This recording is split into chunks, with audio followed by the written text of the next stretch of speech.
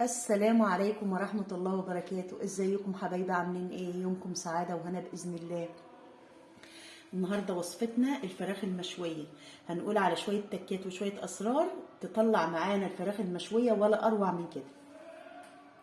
أول تكة وأول سر نعمل محلول ناقع للفراخ اللي هنشويها. محلول الناقع عبارة عن 3 لتر ونص مية، نص كوباية سكر، نص كوباية ملح،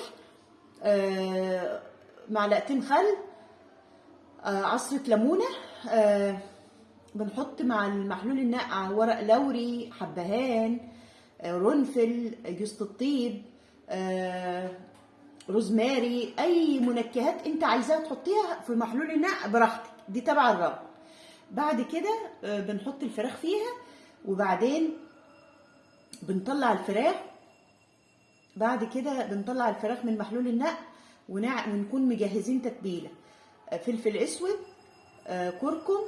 وهقول لكم ليه الفلفل الاسود مع الكركم.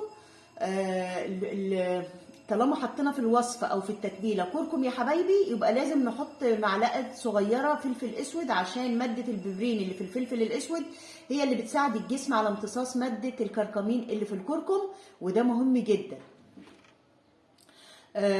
معلقه كاري، توم باودر، بصل باودر، ربع معلقه قرفه، ربع معلقه جنزبيل، فلفل اسود وزي ما قلنا. وبنخلط الخلطه دي، ومعلقه كاتشب، معلقه زيت زيتون، معلقه كبيره. والزيت هنا فايدته ان هو بيفتح لي انسجه الفراخ عشان تمتص النكهات اللي احنا حطيناها من التوابل دي. وبنقلب وبنكون مسخنين الفحم